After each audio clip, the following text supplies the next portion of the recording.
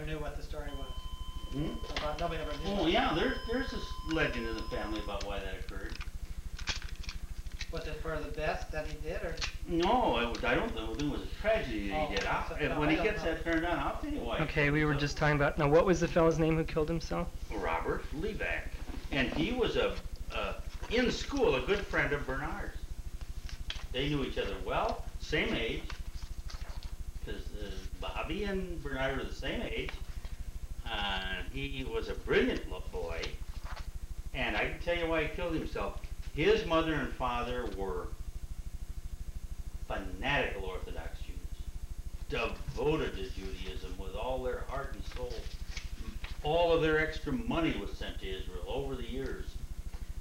Their every thought was Israel and Yiddishkeit. So this was an only son and the apple of their eye. They adored that boy. They worshipped him. And as time went on, he went to med school, and they were so proud of him, and they doted on him, and he doted on them. Well, either late in his med education or even after he graduated, he fell in love with a girl who wasn't Jewish. And he intended to marry her. And he announced to his parents that this is my bride to be, and I will marry. The parents just, yeah, they just couldn't countenance it. The boy couldn't stand the ambivalence that he was facing. Here was the girl he loved, the parents that he loved. He had to choose between them. He couldn't make that choice, and he killed himself. Oh, I never heard that story. That is terrible. Ann knows that story. You check it with her. Well, no, and understand this. You can talk. There are 4 Katzes, and you can talk to each of us and get a little different version of these stories. And this is my version. That's so tragic. Yeah. That's a waste. Yeah. Well, of course, it was a tragic waste that was just, you know, so horrible that you don't like to think about it. But, He yeah. psychologically wrote it down. Yeah. And he would have been, if had he been alive today, you know, your brother's age. Beautiful kid. Was it Levack or Spivak? Yeah, no, Levack. Spivak's another family. Uh-huh. The next one in order was Dora. Dora had an entirely... Dora Spivak, and she was, her greatest claim to fame was her first husband, who they had a long and happy marriage, but she met Jonah Spivak, yeah, a Jonah journalist Spivak. with the Yiddish newspaper in Chicago. Now, you know what the paper is? The world famous Forward. The Jewish Forward? You better believe it. And that was a major newspaper in America. Remember that the Jews in America were of the intellectual elite, and these are the people who subscribed to and read the We got it every day. In fact, you know that Ethiopia scrapbook that I have it in my office on my desk. That's most of us cut out of the orbits. I know. We were glad that he entered the family because we finally had a genuine scholar in the family, not one who used it as a ruse to avoid work. Because Spivak was a genuine scholar. He was honored in journalistic circles. He was prominent in the field of journalism, and the Forward was an important newspaper in America. Is it still published in New York? I think not. Well, Bubby and Zadie got it when I was a kid. Well, it may be. I can't say. I think that it's still published, but it's not a daily. Maybe a weekly now. I don't know what it is, but it's lost. I don't know. Lots of subscribers. But every Jewish household, my God, we just subscribed to the Forward. Every Jewish household did, and it was an important paper. Ann says, after Dora comes Mary Levack. Right. Mary now is still living. She's in her 90s. Yeah. She lives in L.A. I'm not recommending... Lives in Burbank. She says, I'm not recommending you communicate with her because I'm not sure she's completely oriented. No, but I'll tell you, you have a second cousin out there. You have a second cousin who is Dora Spivak's daughter. Is that Violet Friedman? Yeah.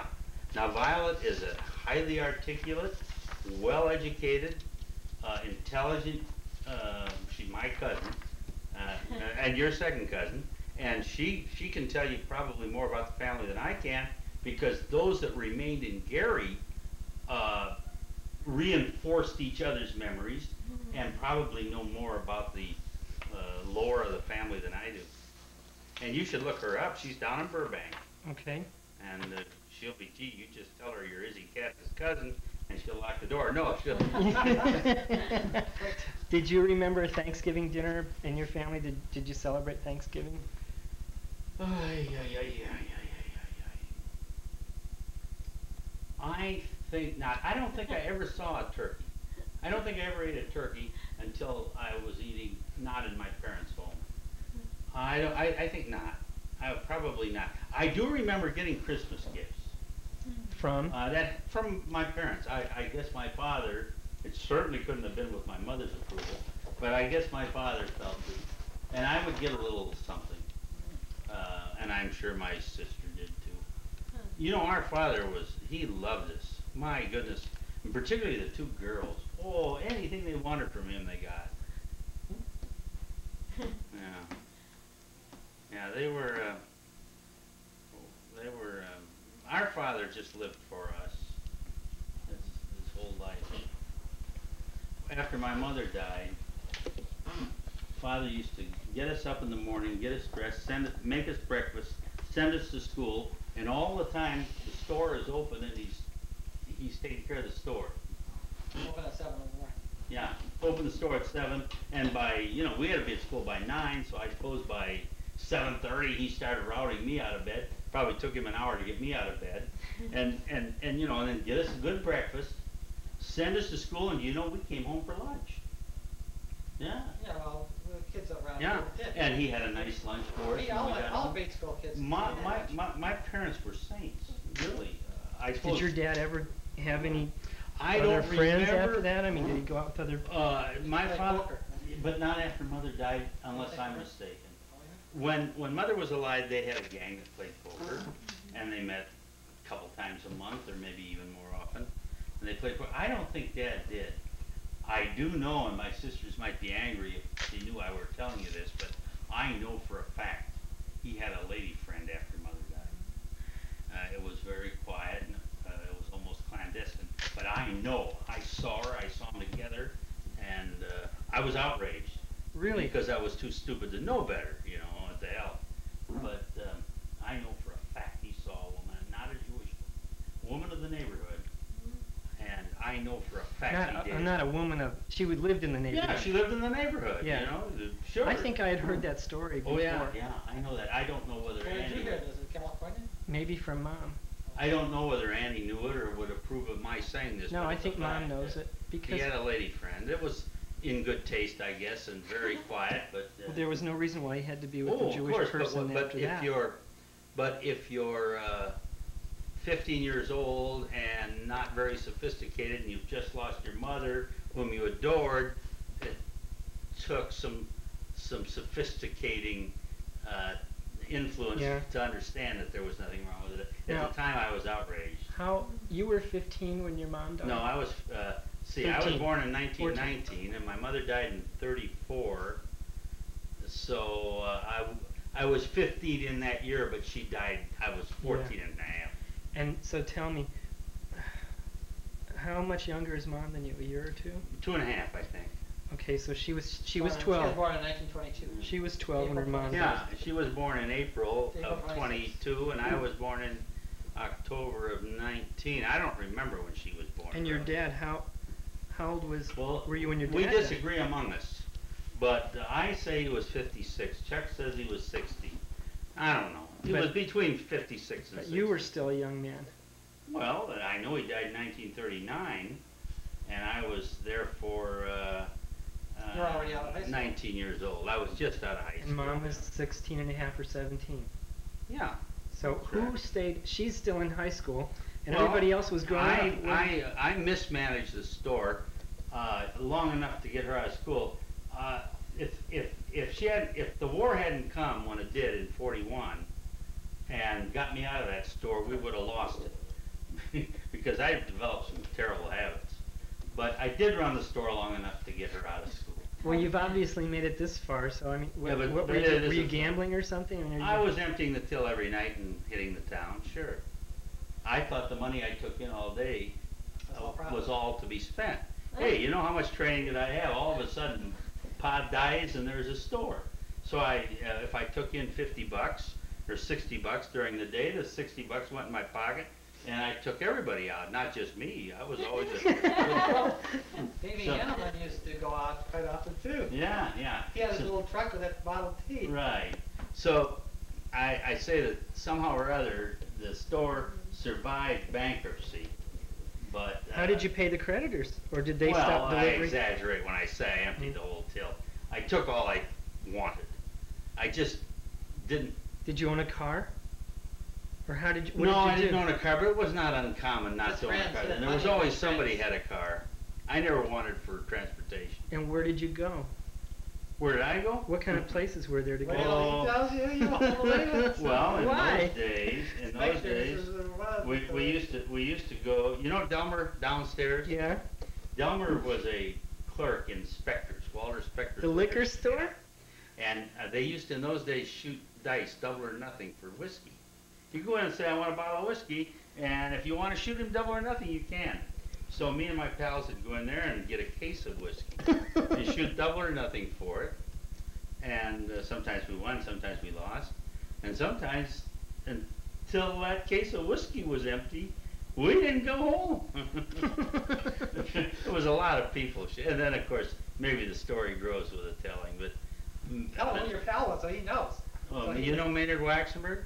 I know about the wax. He was my dearest friend in those days. He was One partner thing, you know, in that's these- like a, these that's like a, escapades. that's like an oxymoron to say that Maynard is your dearest friend, because there was nothing dear about Maynard. But he was a very close friend. He was a very close friend. He's matured though, Rob. Oh, he's become a gentleman. He quit drinking. Is he the one in L.A.? Is He's down in La Jolla. oh. La Jolla, La Jolla. Yeah, that La Jolla. Yeah, That's La Jolla. Ellen's father, isn't it? Or is that? Yes, of course. Okay. Yeah. Well, he and I were a couple of They were buddies. the Peck's bad boys around town. But we had a good time, I guess. What other stories? What about Mom tells me something about a fight, or you're beating up somebody who was after her, or do I have that totally mixed up? Oh, I had so many fights. I don't know. I was, you know, there were 3 or 4 Jewish kids in that school, and they were gentle kids, and it just seemed like somebody had a fight every day, and those kids wouldn't take their own part.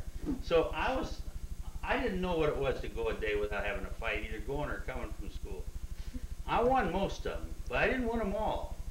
And boy, I got licked, you know, plenty often, and it wasn't fun. But you just had a fight. Why? Well, you either fought or you had to Well, debase yourself. Did you kids know? call you names for Sure, being Jewish? dirty Jew.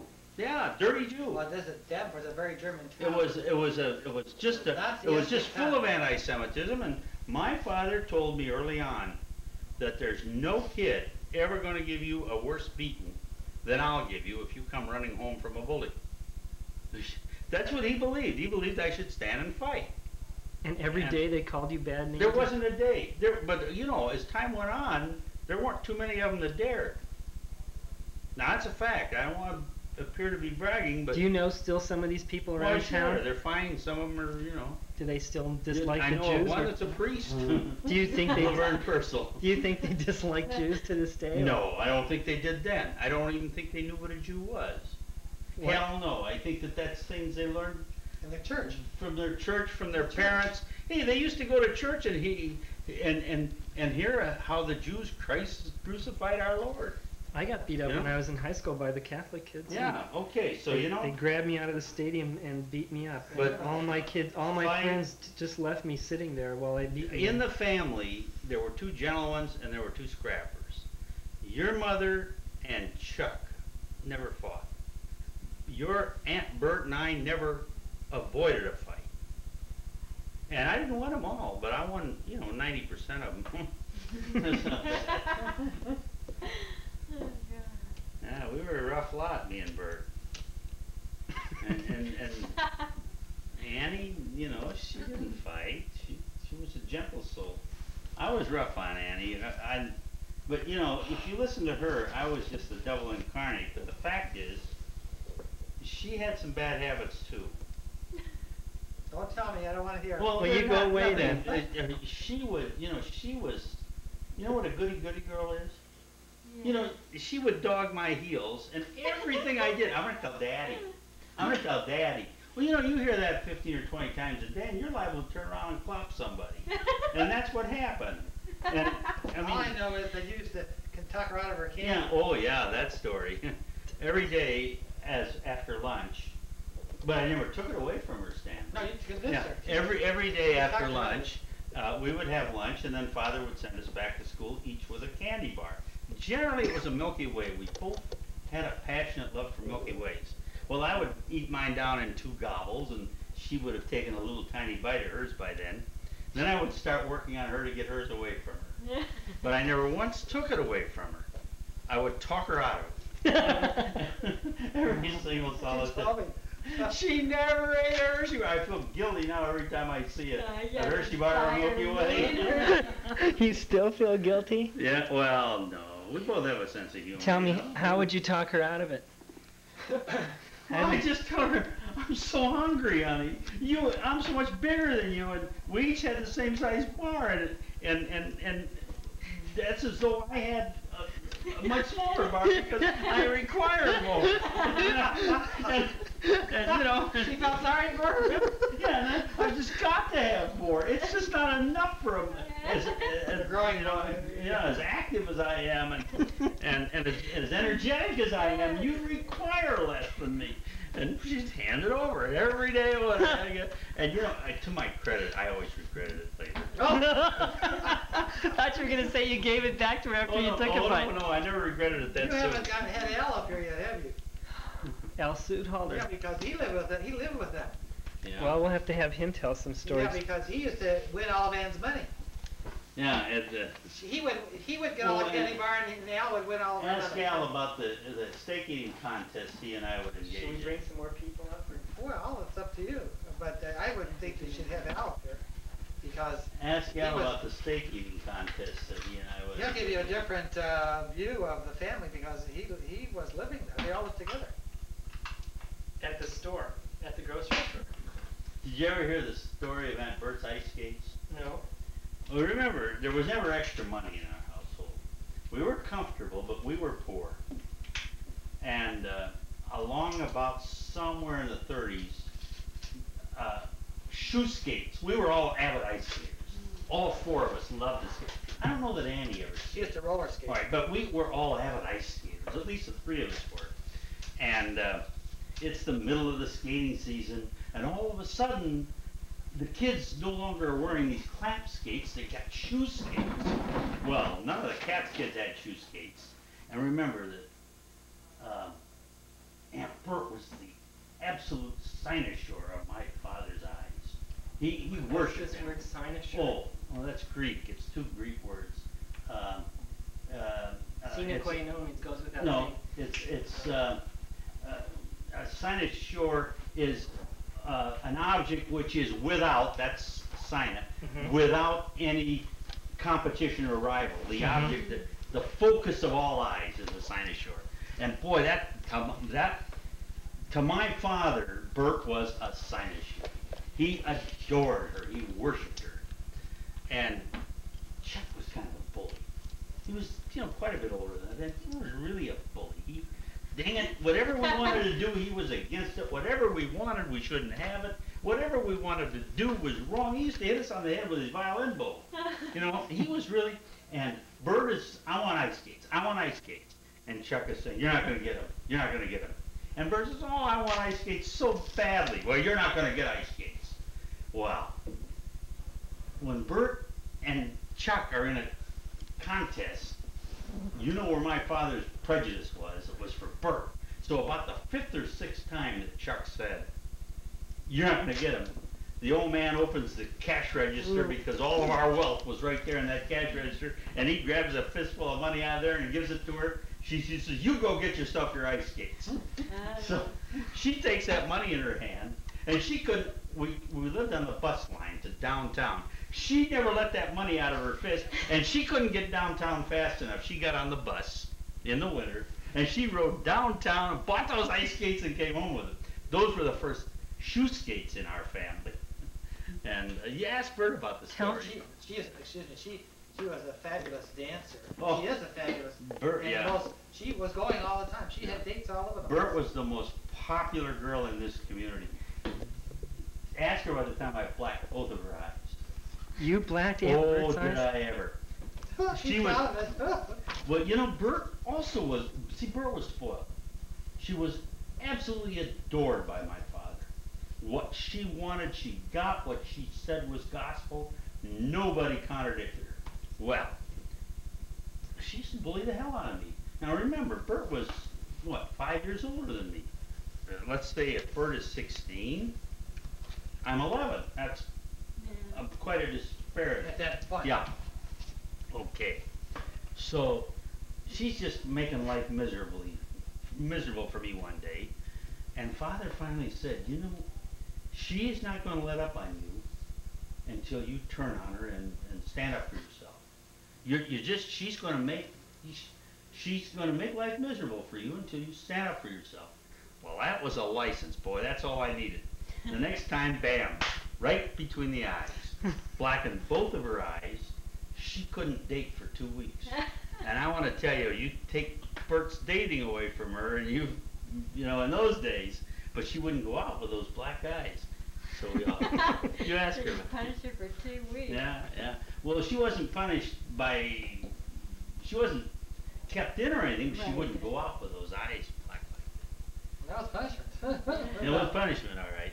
But you know, she never ever bothered me again.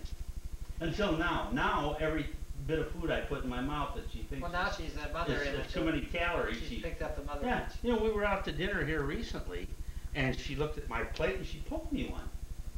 Now, I'm 65 years old. She turned around and let me have a backhander. Helen was with me, and Helen says, will you tolerate that? I says, I will from her. I want to know about the wad of cash that your dad had hidden that you didn't find for years. And Well, and that was Annie found that wad of cash, your mother.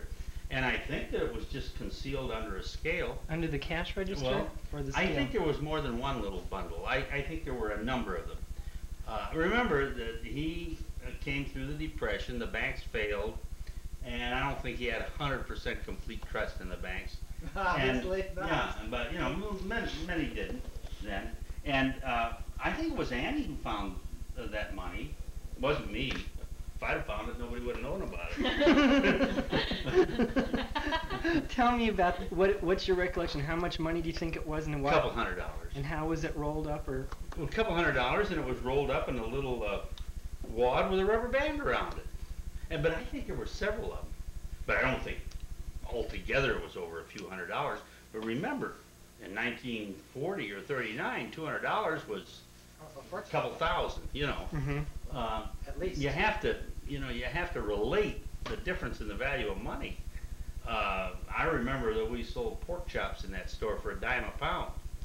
What are they now? $3? How much and how big was a Hershey bar? Oh, they were a nickel, of course. But that nickel Hershey bar had to weigh quarter of a pound. I by my recollection, maybe I'm exaggerating, but it had to weigh 4 ounces wasn't unreasonable. Yeah. Well, I'll bet you that Hershey bar you pay 40 or 50 cents for today doesn't weigh 2 ounces. I don't know, Right. but so yeah, just think of the. Well, they were like a nickel in the 50s when I was a kid. Yeah, but they kept. You see, before they getting started smaller. raising the price, they stepped making them Right. smaller and smaller and smaller. Then they got so small they couldn't make them any smaller. Then they started raising the price. Yeah, but remember that in Prices didn't go up for years. In 1939, we worked for $15 a week. For more than for a 6-day week. In 1939, I had a job at a little fruit store in downtown Davenport.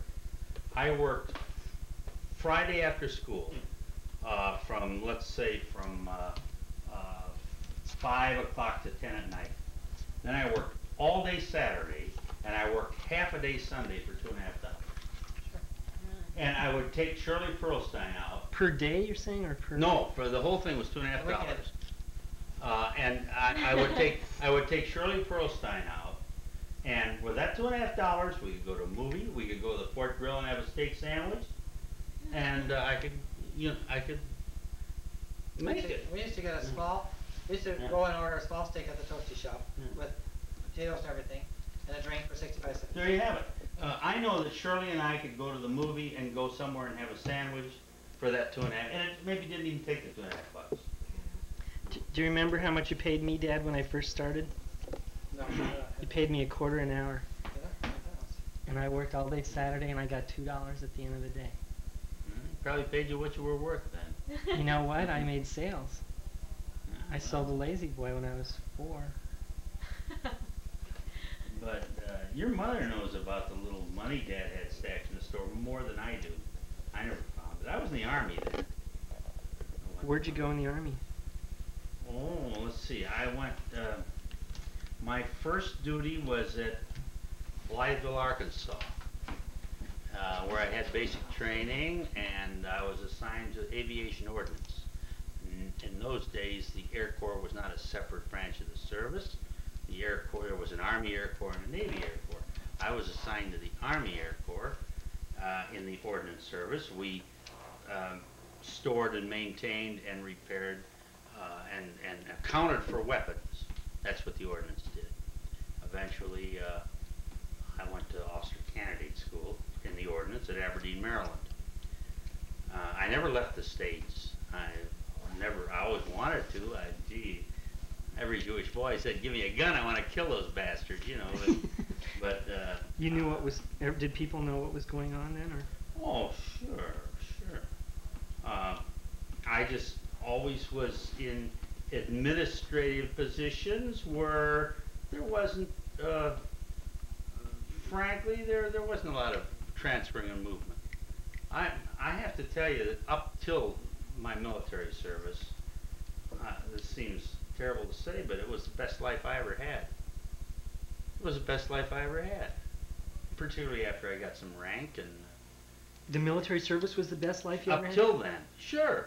What the hell? Before that, you know, my mother died when I was a kid. My father died when I was a very young man. My peers and contemporaries were all going away to college. There was no way I could think of going to college. And all of a sudden, I got into OCS, and all you had to do to get into OCS is take a college equivalency exam.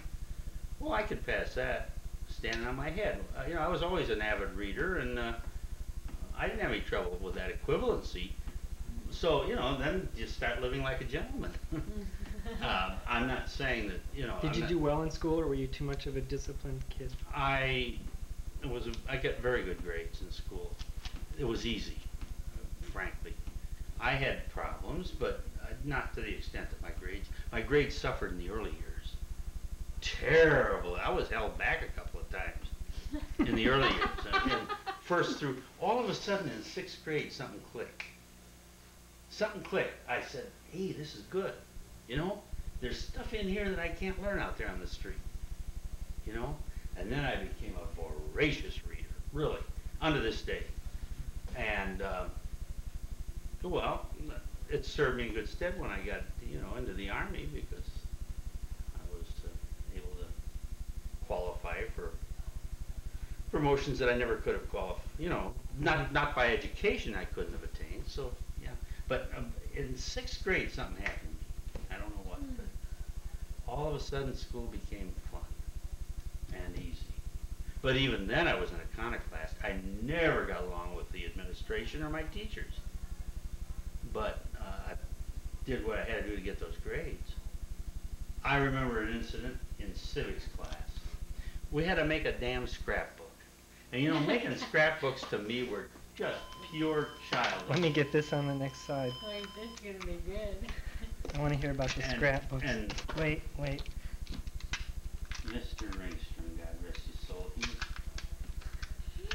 Okay, you were telling about making a scrapbook. oh, and we had to maintain a scrapbook during the course of the semester.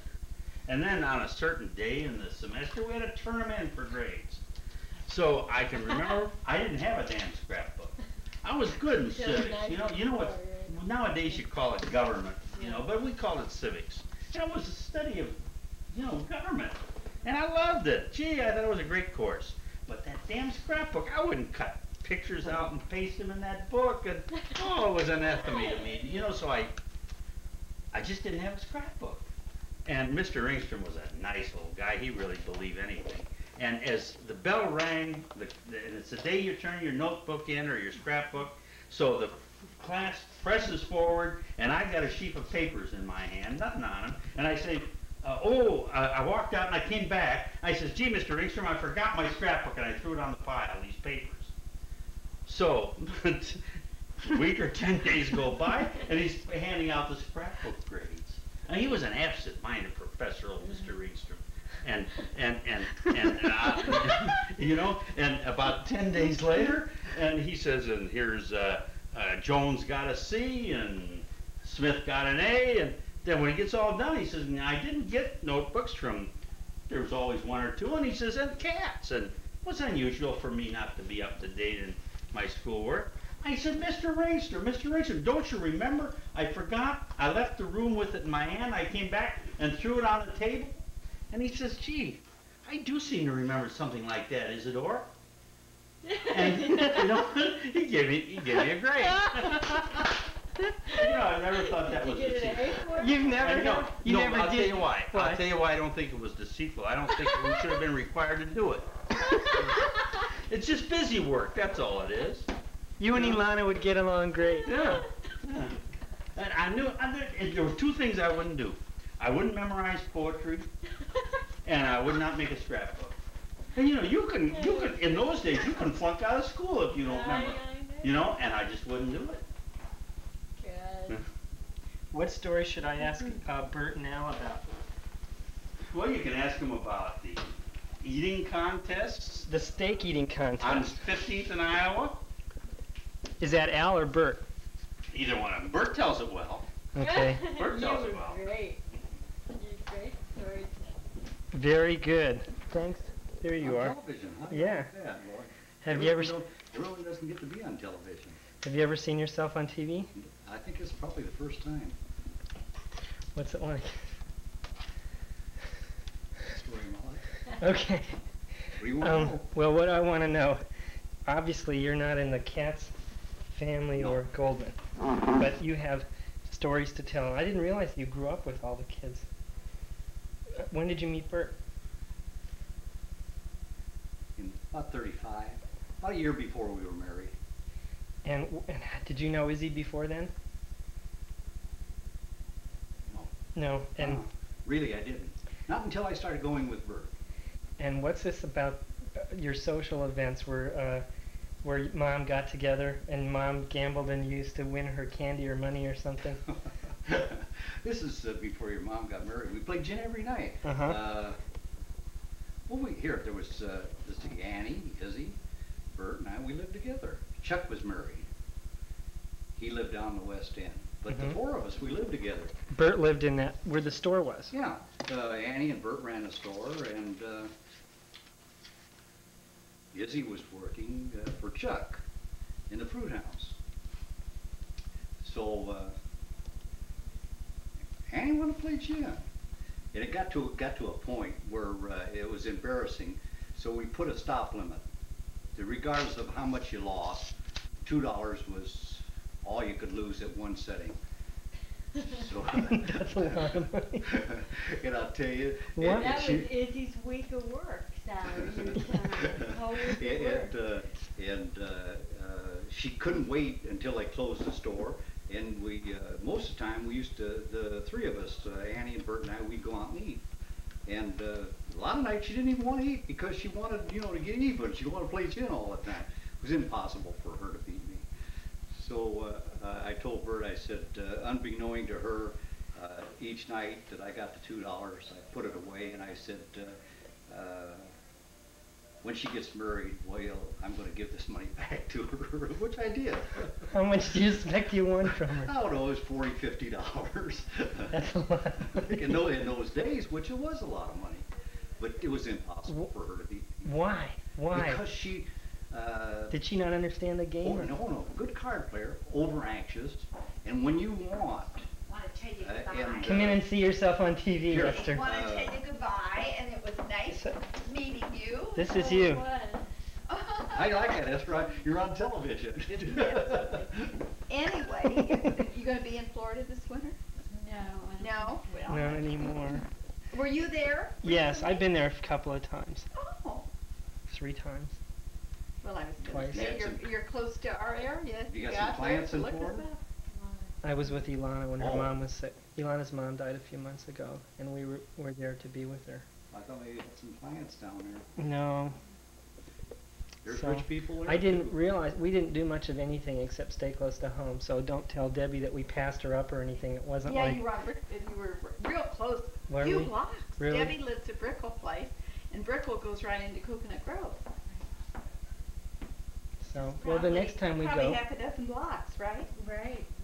the next time we go, we'll have more time and Yeah. we'll go see her. Okay. Okay. And Okay. someday, Okay, nice meeting you. it was nice Okay, seeing nice you. I'm seeing gonna say you. goodbye. Yeah, don't, and Mm. good luck. And you tell, Okay. now let's see, maybe I want to hear that Manny got a hold of that book. Okay. Okay, I'll really hit this button somehow and made it stop. Now it's working. Okay, Now, let's see, where were we? well, we were talking about, Me and Annie playing gym run. Oh, yeah, I told And- her about that. and Dan loves it. I wonder why you didn't. now you were show saying it. something about why, as a card player, that she was a good card player, but she was anxious or something. Too anxious. And you started to say And something it's about, impossible to beat anyone that you're, that you want to beat.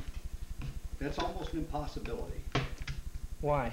I don't know why. I wish I could explain it. But to you always beat her. Huh? You always beat her from what I mean, did she never Oh, win? We'll put it this way. I won 8 out of 10 times. Uh-huh. She loves to play with you. What did you Yeah. do that she just loves to play Just- cards with yeah. you? She thought she could beat him and she Yeah. kept trying. And it was an every night affair. Just For how many years did this go on? until you married her? From the time you got married Yes. first until I No, married? we got married in 36, so what year did you get married? 47. Huh? 1947. 47. Why, don't forget I was in the Army. I didn't get back till 45. It was 2 years. For 2 years you played Yeah. played gin every Yeah, night. yeah. Even after she probably would come home from a date, and if we were still up, she wouldn't go to bed until had to play. No kidding. No, that's all right. I won't get it. Okay. Isn't that amazing? What else you want to I know? want to know about this steak eating contest. Oh, it is? When was that? That is the funniest story. You know, we lived together, and just crazy things. I don't know how we ever got started, and he would say, I can eat a bigger steak than you can. And he used to listen to this every night. And so I was out, I don't know who I was working for at the time, and whatever market was in, and they had gotten in some real big beef, probably beef that weighed 1,500 pounds dressed. Now 1,500 pounds dressed, you're looking at a T-bone steak about like that. Okay. Yeah. You're kidding. No. Oh, it was that big. Could you ever buy one like that? No, only once in a blue moon do you ever see it. Just like getting it off of a buffalo or something like that. So I take and I tell him I want 2 of those T-bone steaks and cut them real thick. And I tell Izzy that we're going to settle this once and for all. And Bert fixed the 2 steaks.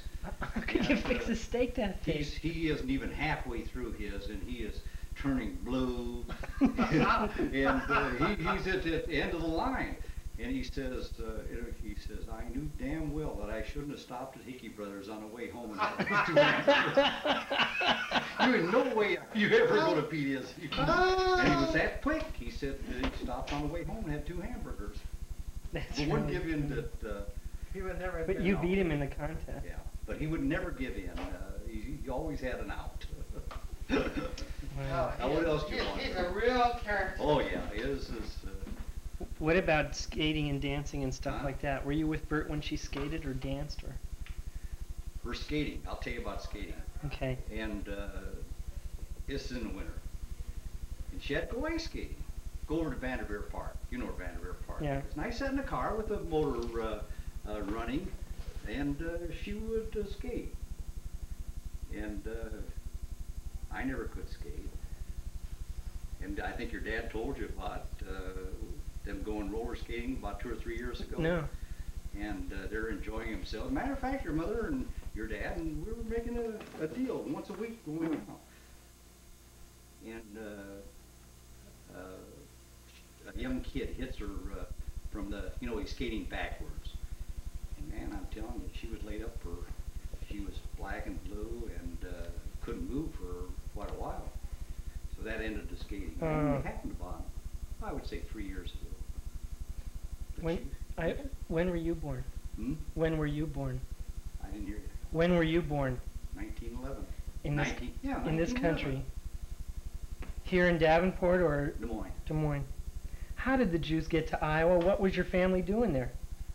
When folks came from Europe, they settled in Des Moines. My uncle was the first one here, and he got to Des Moines. Of course, that's how my dad got. And then my dad was here, I forget how many years before he brought my 2 sisters and mother over, and my mother's brother. But my dad was here, worked digging post holes for the phone company when they were, that's how he got started. And then, here's what happened. My mother died, and Dad ran into tough luck, and he boarded us out, Manny and I, to the rabbi widow. He had died, and she liked my dad.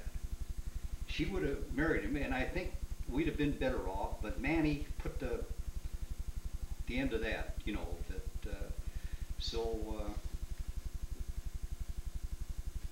the 2 sisters, and we're lucky, it was lucky for Manny, it was lucky for me. My sister May, which was married to Lou Doctorman, she took me. My sister Faye was married to Jake Cohen and lived in Ottumwa and took Manny, and that's how we got to Davenport. I was about 16 years old. And Manny's older. Hmm? Manny's older. Manny's 5 years younger. But he's the one who was making a stink about going to live with the rabbi's widow. Yeah, he didn't want my dad to, that was it. And really, I think all of us would have probably been better off, my dad, Manny, and I, if that would have happened. Yeah. But, so that's how I got to Davenport. Did you know Bert's parents at all? I knew her dad. See, her father, when I lived with him, went out to Nebraska and didn't make it out there, and then came back, and he was quite a guy. You mean Abe did that? Bert's father? Yeah, I lived with him. He was quite a guy. What did he do to go to Nebraska for? No, Bert and I went to Nebraska. Oh. And I didn't make it out there. Yeah. I had a job with Nash Finch, so we came back here, and we lived with him. And matter of fact, when he died, we were probably sitting listening to the radio, if I remember correctly, and he says to Bert and I, he said, "It's the damnedest thing." He says, "Pain." He says, "In my arm," and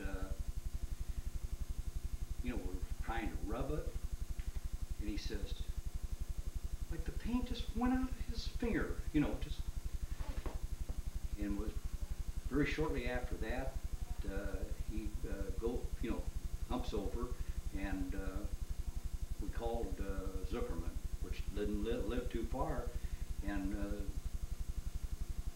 I was going to say it wasn't a matter of maybe 15 minutes before Zuckerman got there, and he died while Zuckerman was there. Was Zuckerman Bernie's partner? Mm-hmm. And what was Zuckerman's name? Cease. Cease Zuckerman. Yeah. He must have been an older doctor then. Well, Bernie wasn't a doctor yet. Mm-hmm. Bernie wasn't a doctor yet when that happened. So he had a heart. So Abe had a heart attack and Yeah. died right there Right. when you in front of in the living room, yeah, right. in front of Bert. Yeah. Was yeah. was Ann there too? No, it was just Bert and I. That must have been awful. It was. How old was he? Oh, he wasn't too old. I don't think he could have been over 60, maybe 61. And so he wasn't sick before then. see, Bert, Chuck is the oldest. So we'll say Bert was in her early 20s. Chuck would have been about 26. No, he was in his 50s. Mm-hmm. Had to be in his 50s. He's quite a guy, though. He was a nice old man. Yeah. Sure good to those kids. They came first, I'll tell you that. Those kids came first. Of course, Bert and Annie was his favorites over the boys, which I think that's natural in any family. I think the girls are favored over boys in any family. Mm. But That's natural. you never knew. Apparently, you didn't know Bert. I didn't know her mother. Yeah. I understand she's a very beautiful woman, but I didn't know her. Well, if you don't have any other stories, I'm gonna let you go. Yeah. That's it. Okay. All right, and I'm glad that you got to do what you wanted to do. That's the main Yeah.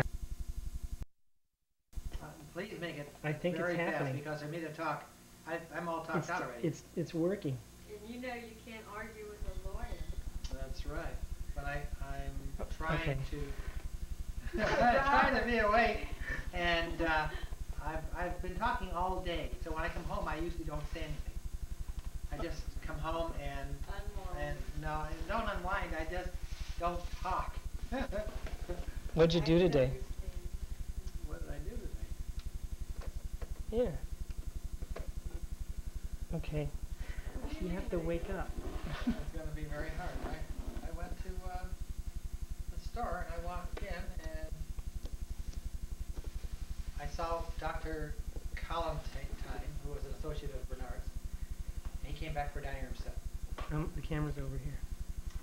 And I'd enjoy it better if I talked to you. Can I talk to Okay. you now? Yeah, you can talk to me. I'll just be right here. So Dr. Collins came back, and he bought a dining room set. We had advertised Thomasville at 30% off, and we also put in small ads that said that the prices were going up. So this was the first, actually, that was the first response to this ad. Because we want, if you run a promotion, you have to have a deadline. You got the idea? So David was finishing, and he was handling it very nicely, and I was staying away from him. But then I alerted Dana to give him 2 cocktails, or Coca-Cola cocktails, and they liked that. And then I had Alice bring over the table pad. They bought the dining room set, and he wrote up the order and forgot to sell the table pad. That's $165, and that's where You make your money. that helps pay the freight. Right. So then I was from the back desk, just pretending not to interfere. But then I said, "Oh, and what about the table pad?" So David said, "Oh yes, I was going to show you the table pad." So I went up there and they talked about it, and they bought it. So that's what I have to do with all of the transactions. But see, I sold, and I get worried sometimes when on all the customers I don't catch. I was finished with one customer and was tagging the merchandise and going back to building number 10, and this couple came in with the mother-in-law, and they said they need to look at some bedroom sets. I sold them 3 bedroom sets. Wow. And how big of a sale was that? That's $6,000. All right. $5,800, and they didn't buy the mattresses because their youngsters wanted water beds, and we don't sell water beds, so we sold them the bedroom sets, and they got the mattresses somewhere else. Okay. Now here's the big question of we have to have a topic, and What's this the is. topic? I want to know what you're going to do with downtown Rock Island. You can ask me. We're just No, going. what's the master plan The math or the different contingency plans for? for what? For us? Yeah. No, for the buildings. Like, how are you? Have you decided which store you're going to move into? Which ones you're going to move out of? Which? No, all stores are for rent, and if anybody rents one, we'll just move into one of the others. And we have we made some new signs, and we've got them up. I did call an appliance firm in Davenport. Did I tell you about that? And I said, if you you'd like to come over, we have a new building we're working on, and we will rent it to you without any rent. We will lease it to you cost free. He said, those aren't in our plans, we're planning to go to Des Moines next, so I have to approach somebody else. And I've decided that to get these people in, I'm gonna have to give them free rent. And that's just what I'm gonna do. But they have to pay the utilities. Well, yes, they're gonna have to pay their own utilities. And I thought originally for 3 months, or maybe it have to be 6 months or a year. But to get them in there, and that's the way I'm gonna have to get them in there. At once, I've got to get the first one in, on the second one, and the third one in, and just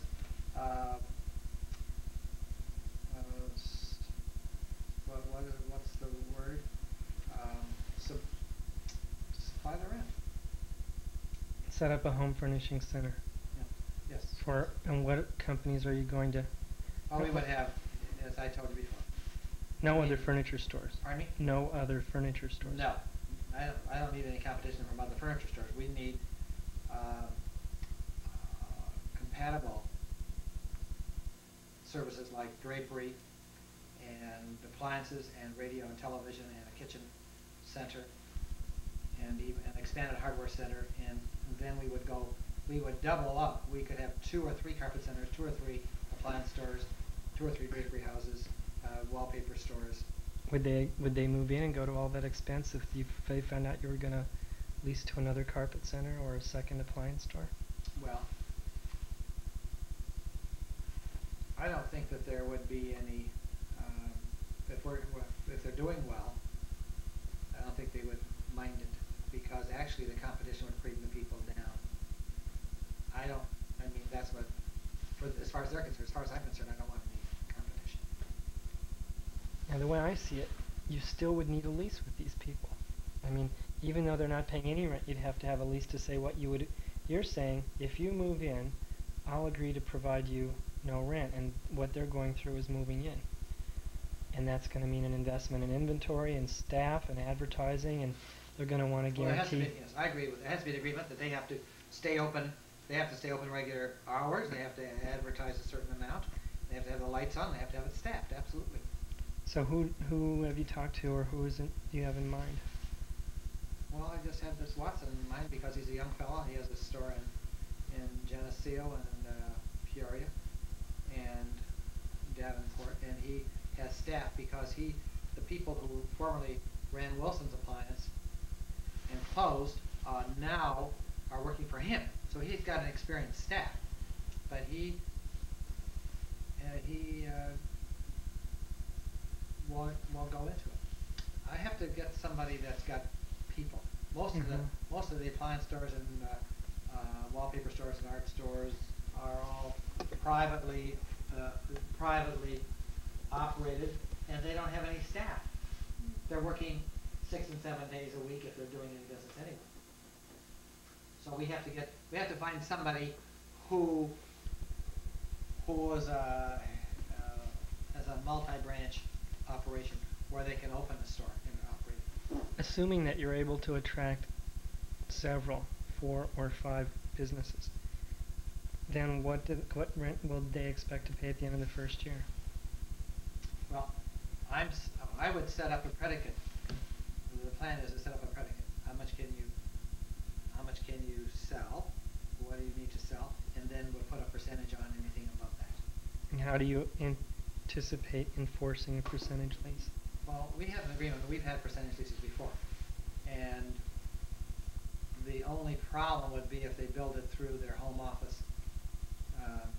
But you can't really be an absentee landlord and let people have percentage leases. You'd be so much better off freeing yourself up if you just had a triple net lease. No, those triple net leases are no good. You're locked out of inflation. The best thing is the percentage lease. When we leased to the Fashion, it was percentage lease, and when we leased to Mosenfellers, it was percentage lease, and when we leased to Frank's Furniture, there were percentage leases, and we made a lot of money on every one of those, and they paid, and I audited the books, and they were correct. We tied them into the sales tax reports, and when we bought Frank's in December, they didn't close until spring. we got an extra month's rent because of the way it worked. They didn't report the sales until the next month. So after they closed, we had another month after that. It slipped a whole month. And when they had their going out of business sale, they did a year's business in 2 months, 2.5 months. So we got, I think we made about $30,000. It paid for a good share of the building. See, that was one of the reasons that these buildings don't cost much. And when we had Mark Rosen, the reason he moved out was he paid us over $20,000. He didn't realize how much business he would do when he opened a dress shop in that building 6. But then they all got upset and left. And they all got upset. Mark was inherited fortune. He inherited a couple $1 million, and he was able to buy the building across the street for $90,000. But he got involved in remodeling and spent something like $400,000 or $500,000 to remodel it. That's where the fashion is, or even more, maybe $600,000. So he was upset because after I had the little agreement, Isidore Katz said, "Well, you should cut the percentage down," and then we had already made it. I had to sign the memorandum agreement. But he went up to review the lease. He came running to me and said, "Well, I want to change my mind." I said, "I don't want to change my mind. You can change your mind, but I gave you everything you asked for. He asked for a front door. I gave him a new front door. He asked for a bathroom. Washer room. I said, "Okay, we'll give you whatever you want." So he stayed there throughout the lease, and he paid us. Only thing he stole, the air conditioner, the compressor. Remember that? Yeah, he put a new ceiling, and he put in all the piping, and then he had the air conditioner sitting on Louis' building next door.